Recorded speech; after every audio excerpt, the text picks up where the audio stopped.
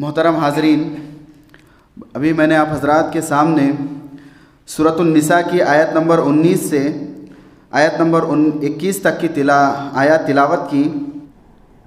اے لوگوں جو ایمان لائے ہو، تمہارے لیے یہ حلال نہیں ہے کہ زبردستی عورتوں کے وارث بن بیٹھو، اور نہ یہ حلال ہے کہ انہیں تنگ کر کے اس مہر کا کچھ حصہ اڑا لینے کی کوشش کرو جو تم انہیں دے چکے ہو۔ ہاں، اگر وہ کسی صریح بدچلنی کی مرتکب ہوں تو ضرور تمہیں تنگ کرنے کا حق ہے۔ ان کے ساتھ بھلے طریقے سے زندگی بسر کرو۔ اگر وہ تمہیں ناپسند ہو تو سکتا ہے کہ ایک چیز تمہیں پسند نہ ہو، مگر اللہ نے اسی میں بہت کچھ بھلائی رکھ دی ہو۔ اور اگر تم ایک بیوی کی جگہ دوسری بیوی لے آنے کا ارادہ ہی کر لو تو خواہ تم نے انہیں ڈھیر سا مال ہی کیوں نہ دیا ہو، اس میں سے کچھ واپس نہ لینا۔ کیا تم اسے بہتان لگا کر اور صریح ظلم کر کے واپس لوگے؟ اور آخر تم اسے کس طرح لے لوگے جبکہ تم ایک دوسرے سے لطف اندوز ہو چکے ہو اور وہ تم سے پختہ عہد لے چکی ہیں۔ ابھی میں نے آپ کے سامنے 2 احادیث اور 2 آیتیں رکھی ہیں حق مہر کے سلسلے میں۔ ایک حدیث میں حضور صلی اللہ علیہ وسلم فرماتے ہیں کہ شرطوں میں سے وہ شرط پوری کی جانے میں سب سے زیادہ مستحق ہے جس کے ذریعے تم عورتوں کے عصمت کے مالک بنے ہو۔ پھر اسی کے ساتھ ساتھ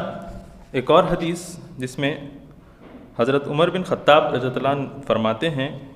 کہ اے لوگو، عورتوں کے بھاری بھاری مہر نہ باندھا کرو،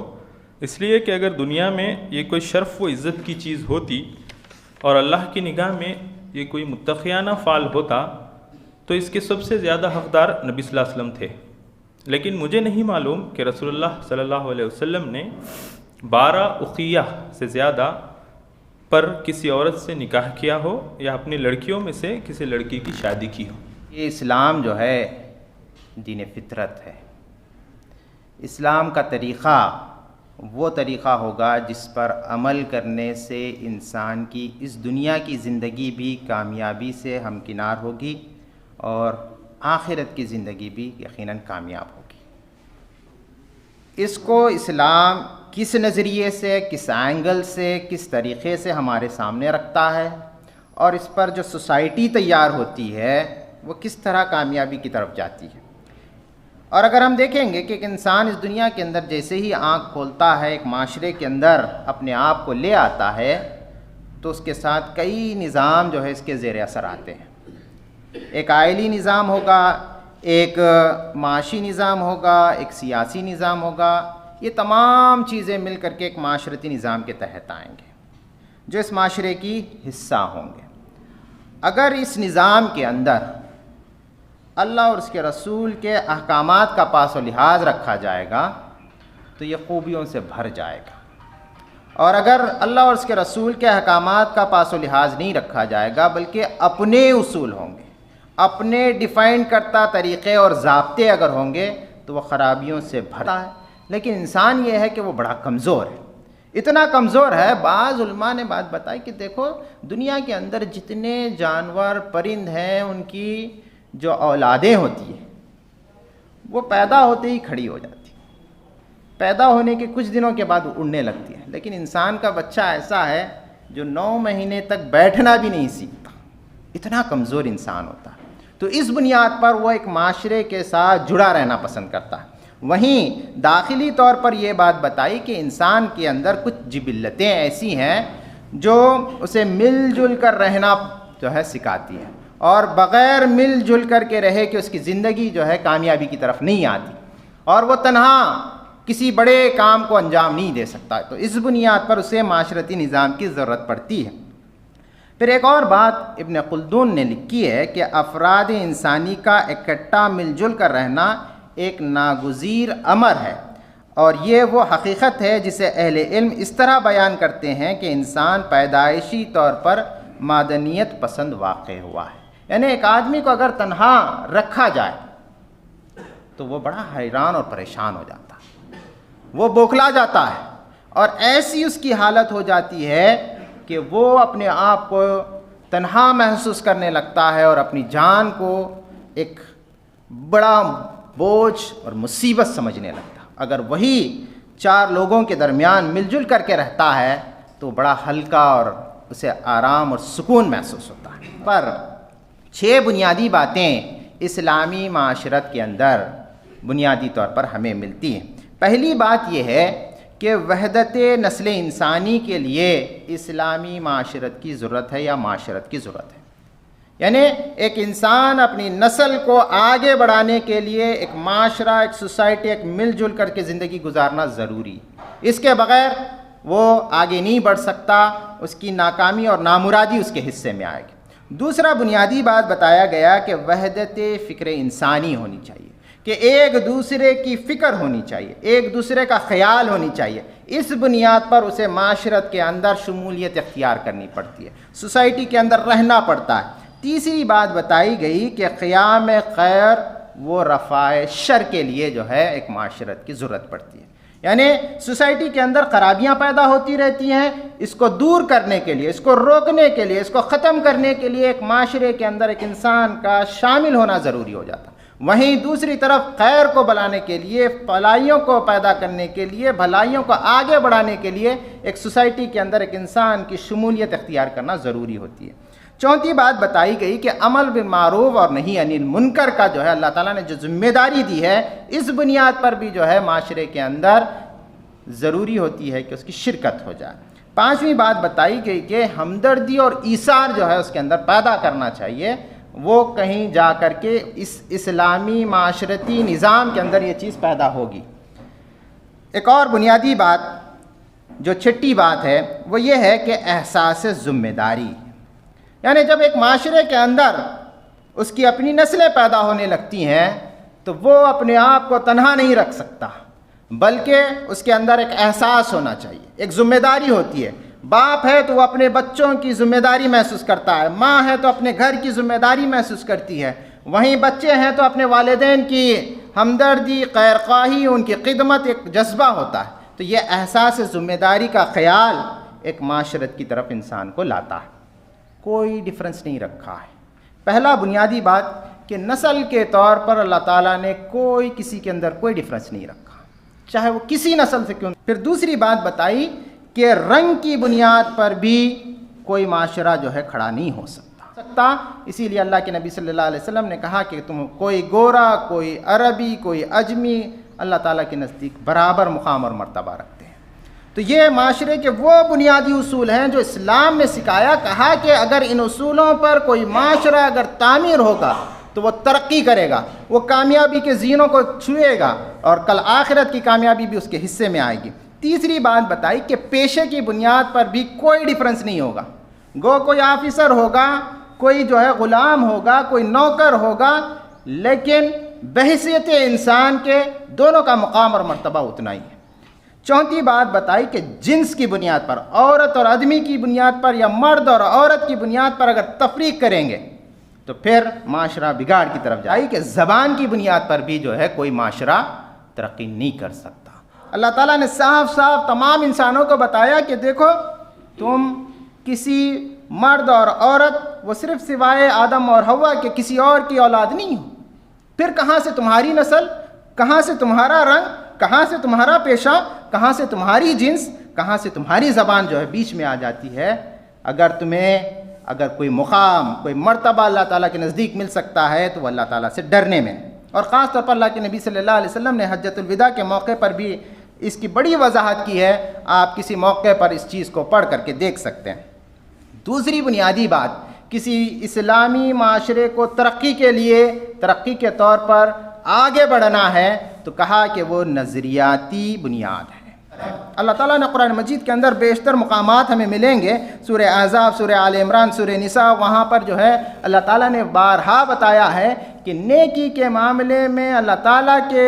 سامنے مرد اور عورت دونوں برابر کے برابر شریک ہیں۔ اسلامی معاشرت کی بنیاد پر آدمی غور کرے،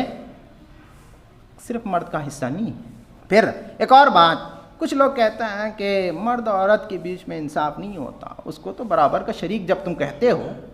تو برابر کا معاملہ ہونی چاہیے، نوکریاں بھی برابر دی جانی چاہیے، وہ بھی بزنس کرے، وہ بھی جو ہے نوکری کرے۔ تو اسلام نے کبھی اس معاشرے کے اندر، اسلامی معاشرے کے اندر عورت کو منع نہیں کیا۔ آپ غور کر کے دیکھیں، حضرت خدیجہ رضی اللہ تعالیٰ عنہ کتنی بڑی بزنس مین، اتنی بڑی بزنس مین کہ اللہ کے رسول صلی اللہ علیہ وسلم کو کہا کہ تم میرا مال لے جا کر کے ڈیل کرو۔ کئی ایسے اور عورتوں کے تاریخ کے اندر کتابوں میں نام ملتے ہیں۔ تو بہرحال کہنے کا مطلب یہ ہے کہ اس کے اللہ تعالیٰ نے حدود بتا دی ہے۔ اللہ تعالیٰ دیکھیں اسلامی معاشرے کے اندر اینڈ پوائنٹس بتا دیے، ان اینڈ پوائنٹ کے اندر تم رہ کر کے جو کرنا ہے کرو۔ کہا کہ عورت کی کیا پہلی بنیادی ذمہ داری ہے؟ کہا کہ اپنے گھر کی نگرانی کرے، اپنے شرمگاہ کی حفاظت کرے، اپنے شوہر کے مال کی حفاظت کرے، اپنے بچوں کی تربیت کرے۔ اگر یہ بنیادی کام روک کر کے کمانے چلی جائے تو کہا کہ تمہارا کمانا معاشرے کی ترقی کے لیے نقصان دہ ہے، معاشرے کی کامیابی کے لیے نقصان دہ ہے۔ ہاں تم یہ تمام چیزیں کرتے ہوئے اگر اس چیز کی طرف بھی آتی ہو حدود کے اندر رہ کر کے، تو یہ اسلام نے اسے سپورٹ بھی کیا ہے۔ اللہ علیہ وسلم کے پاس ایک عورت آئی، اللہ کے رسول صلی اللہ علیہ وسلم کیا میں اپنی زکوٰۃ اپنے شوہر کو دے سکتی ہوں کیا؟ حضور اکرم صلی اللہ علیہ وسلم نے کہا کہ ہاں۔ پھر آگے یہ بات بتائی کہ شوہر اپنی زکوٰۃ عورت کو نہیں دے سکتا۔ اور بات جو اسلامی معاشرے کے سلسلے میں ہمیں بنیادی طور پر یاد رکھنی ہے وہ یہ ہے کہ معروف میں شوہر کی اطاعت یہ بھی بڑا اہم ہے۔ جہاں کہ معاشرے کی اس بنیاد کو آدمی سرے سے ٹھکرا دے۔ اسے چاہیے کہ اگر اس کے گھر میں بچی پیدا ہوتی ہے تو خوشیاں منائے۔ کیوں؟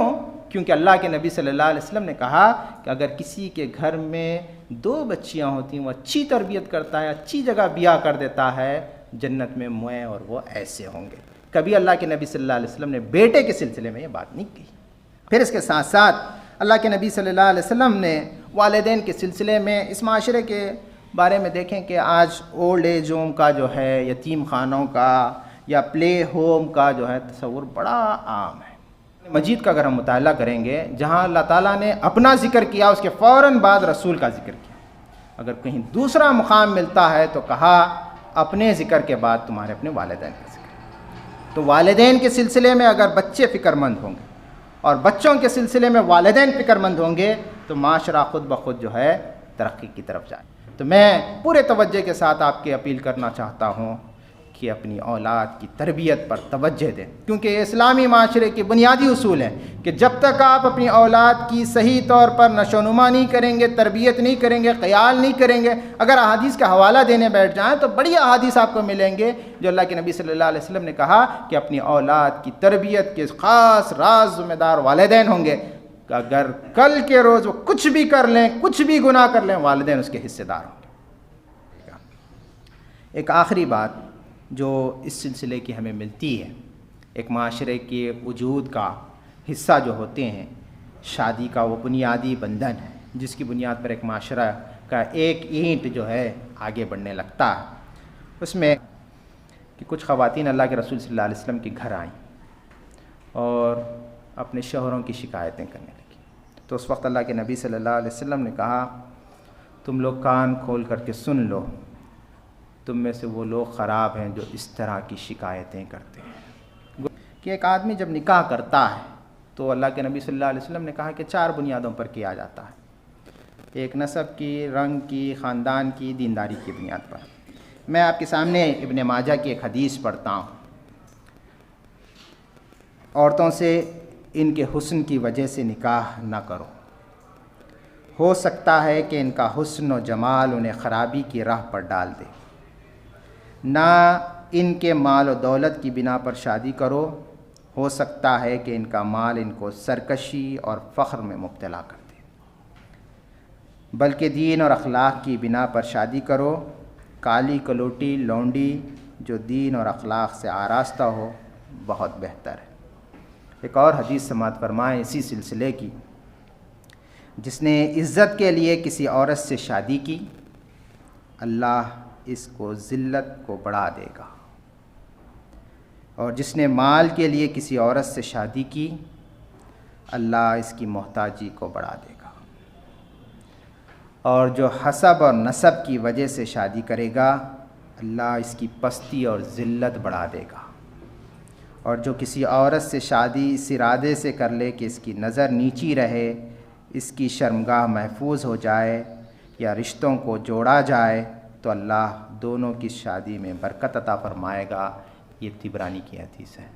میں اللہ تعالیٰ سے دعا کرتا ہوں کہ اللہ تعالیٰ اس معاشرتی اسلامی نظام کو سمجھنے کی توفیق عطا فرمائے۔ پروگرام کا آخری حصہ محترم امیر مقامی سے اعلانات اور دعا ہوگی۔ السلام علیکم ورحمۃ اللہ وبرکاتہ۔ محترم حاضرین، آج درس قرآن میں سورۃ النساء آیت نمبر 19 تا 21 پر آپ نے باتیں سماعت فرمائی، تو مولانا نے پرجوش انداز میں یہ بات بتائی کہ اسلام نے جس طریقے سے عورت کی کفالت کا مکمل انتظام کیا ہے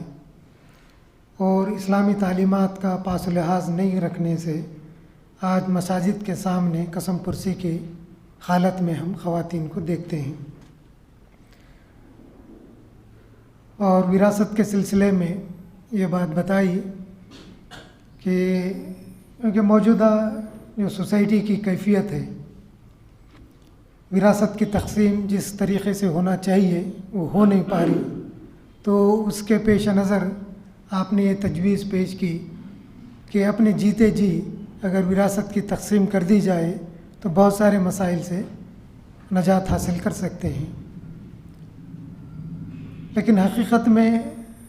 وراثت کہتے ہی اس مال کو ہے، وراثت کی تقسیم، جب انتقال کرنے کے بعد آدمی اپنی ملکیت اپنے وارثین کے حوالے جو چھوڑ جاتا ہے اس کو میراث کہتے ہیں، اور اس کی جو ہے وراثت کی تقسیم کے احکامات واضح طور پر آئے ہیں۔ کیونکہ مال کمانے میں جس انداز سے آدمی مشغول رہتا ہے اور غفلت کا شکار ہو جاتا ہے کہ اپنی اولاد کو صحیح تربیت وہ دے نہیں پاتا، اس کی وجہ سے اس کے انتقال کے بعد وراثت کے سلسلے میں ایسے سارے معاملات پیدا ہوتے ہیں۔ مہر کے عنوان پر سید حامد سلیم صاحب نے مختصر وقت میں کچھ باتیں آپ کے سامنے رکھیں کہ مرد کو قوام بنانے کی وجہ یہی ہے کہ وہ مہر عورتوں کو ادا کرتا ہے، اور نقد مہر ادا کرنا زیادہ مناسب ہے۔ کوشش ہونی چاہیے کہ نقد مہر